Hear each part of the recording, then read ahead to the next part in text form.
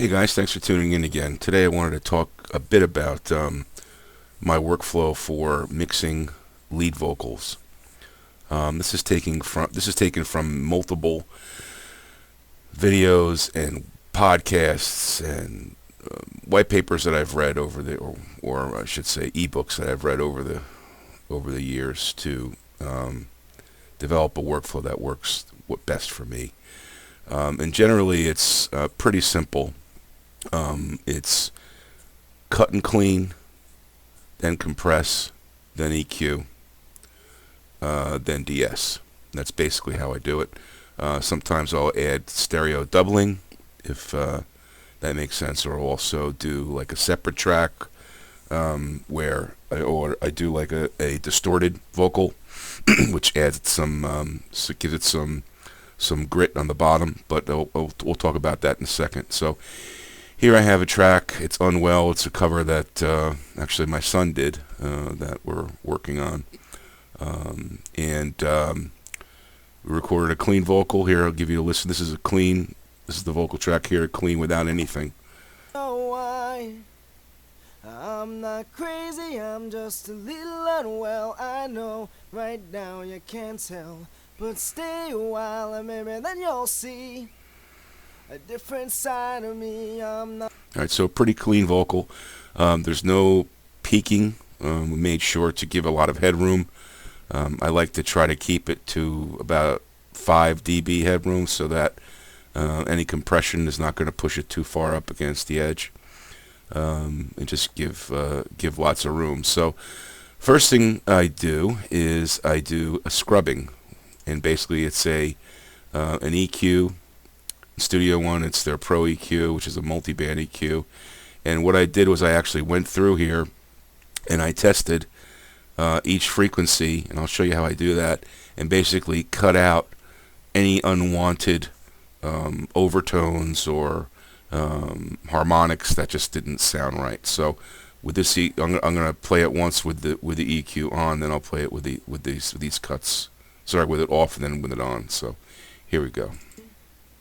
I'm not crazy, That's with on. I'm just a little unwell. I know right now you can't tell, but stay a while and maybe then you'll see a different side of me. I'm not crazy, I'm just a little impaired. As I toggle, hopefully you can notice a difference here. So I'll grind one up here, which is we'll just push this one up to the top, and you should be able to. I'm not crazy, I'm hear that? just a little unwell. I know right now you can't tell. It's something I just didn't want in the mix, so then you'll see lower that down to a different side minus of 12. me. I'm not crazy, There you go. I'm just a little impaired. I know right now. The way I do this is pretty simple. I'll set this to like 5 hertz, give it 5 hertz range, and then as I run through, I'll bring it to the top here, and I'll just, if you listen. I'm not crazy, I'm just a little unwell. I know right now you can't tell, but stay a while and maybe then you'll Try to see find that spot where a different side of me. Then I'll just cut that out. I'm just a little impaired. I Actually, what know I'll do is right now you don't care, but soon I'll move this you're up gonna think of so I me can and how I used to reduce the be. range. Usually, hopefully, I'm not crazy, I'm just so I can still hear it. unwell. I know right That's now about good. So you then I'll can't knock tell, that down, but stay and I just cut it a out. while, maybe then you'll see. So I went through this vocal track and did that. I found 4 spots that needed to be pulled out. And also with this EQ, it's got a low cut and a high cut, which is nice. So I basically cut everything below 80 and did a 24 dB roll off. I didn't want to do too sharp of a cliff. That's a nice roll off for a vocal. And I did the same thing on the high end. I did a 12K roll off. So this isn't any boosting. This is all cutting and roll off. So that's the first thing. So once that's done, then I could add my first compressor. And here, let me just give you, I'll pull this up here. And what I did was like it's a 1:3, 1.3 to 1 ratio at minus 24 dB. And I use auto gain on this. It's a nice feature on Studio One's compressor. And I'll play it with and without.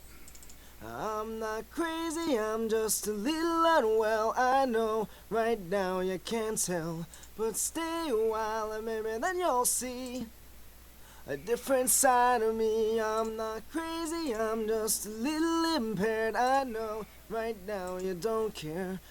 So I'm starting to bring out some of those breathy parts of the vocal.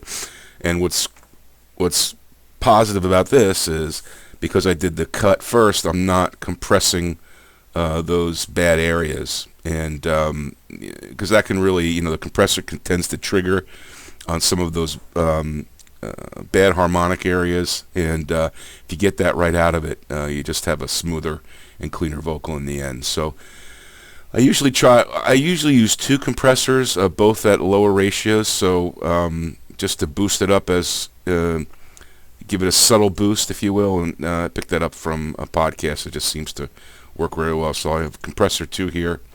And actually I have a little bit more ratio there. So but soon enough you're gonna think of me. Now I'm bringing it up and more. How I used to be.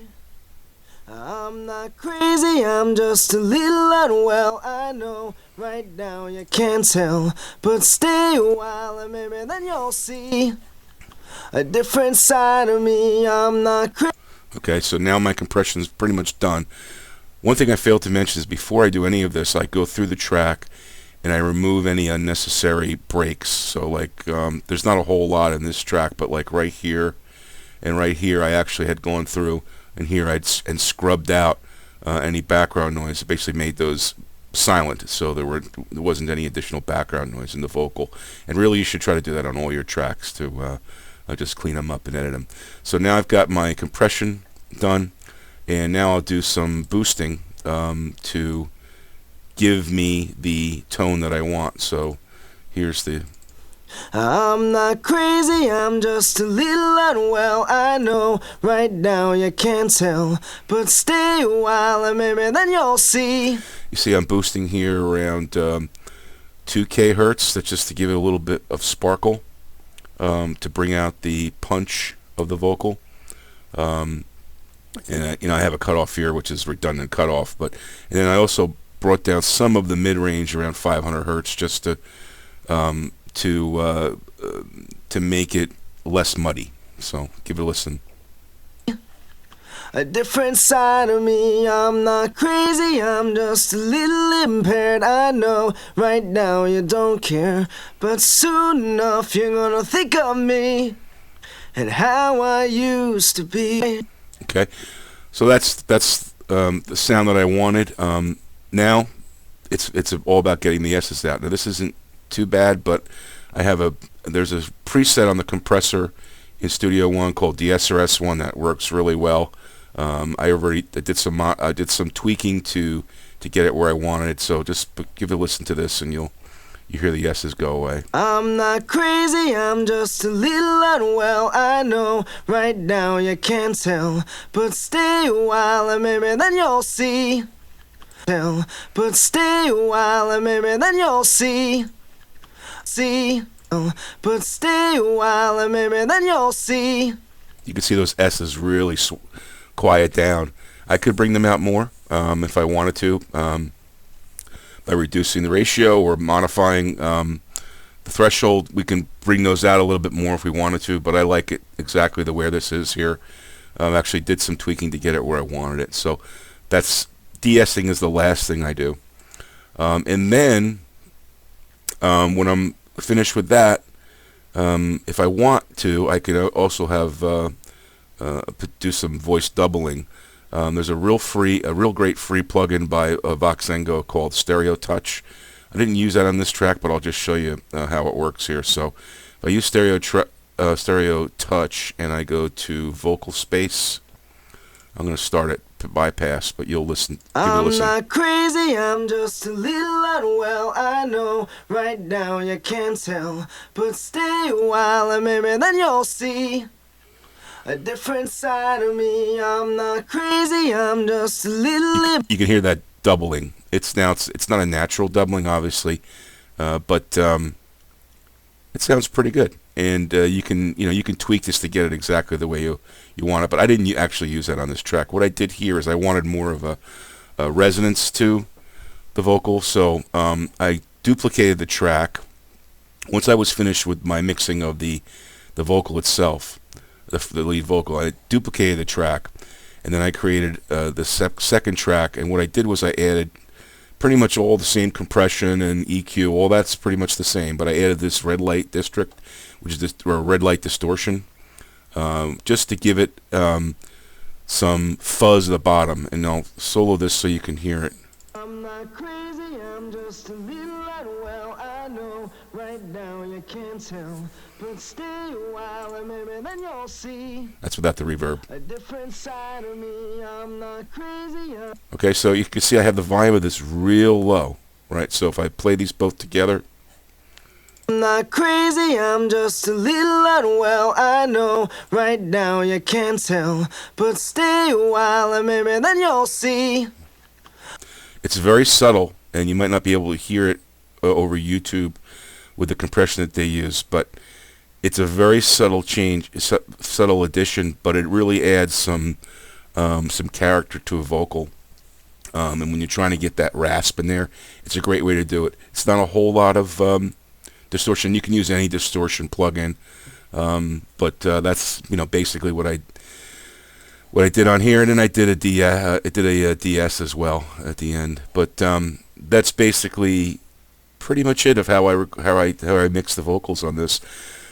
My workflow is I always do lead vocals first because that's the most important part, and then I build the song around it. Now some people have opposing methods to doing this, but I just find that seems to work the best for me. So I'll do my lead vocal first, then I'll do the vocal harmonies, and once I have all the vocals done, then I'll bring the drums and bass in, mix those in, and then bring the guitars and so on until the whole thing is sort of melded together. Once I get that done, I'll basically monitor it with a level meter, and for mastering, I want to keep my levels below like -3 dB. I like to keep it around -5 dB. So what I'll do is I'll do that, and I'll select all of the channels, and I'll basically lower the volumes and go through the song until I don't have any peaks above -5 dB.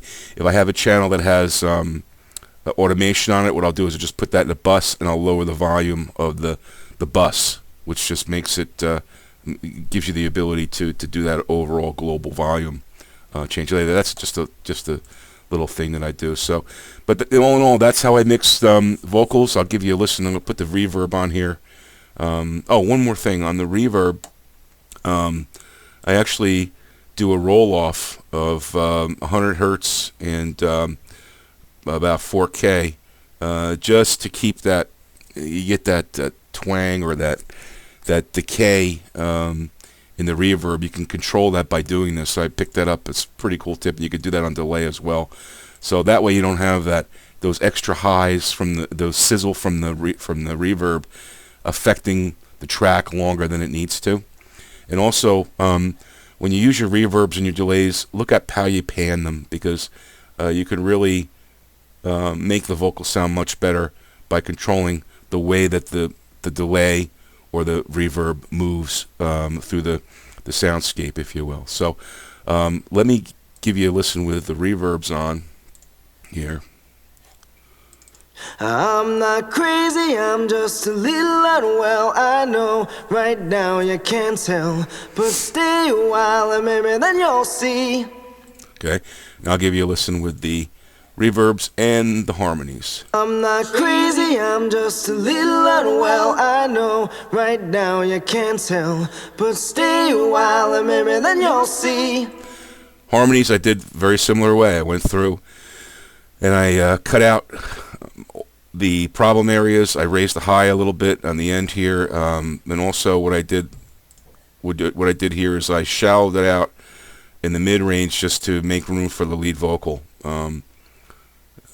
Around just below 1K, around 1K. I basically shallow that out about -3 dB. So that's how I did the harmony. So now let's listen to the whole thing here. You can see how the vocal fits in. I'm not crazy, I'm just a little unwell. I know right now you can't tell, but stay a while and maybe then you'll see. a different side of me. I'm not crazy, I'm just a little impaired. I know right now you don't. There you go. I hope this was helpful. So again, the workflow is pretty simple. Cut, roll off, then compress, then boost, then DS, and then use your reverbs. Okay. If you want to add resonance, you can add a second track that has some distortion on it and keep it real low just to fill in. If you want to add doubling, you can use stereo touch. It's a free plugin. If you have wave doubler, that's probably even better, but that's about $150. But you can use stereo touch and tweak it to where you want it to give you that doubling effect, or you can just go old school and just sing it again. So I start by mixing the lead vocal, and then the harmonies with that, and then build the song around that, starting with the drums, the rhythm section, drum and bass, piano, rhythm guitars, and then the lead guitar on top of that. So I hope that was helpful. Please comment and subscribe, and thanks for watching.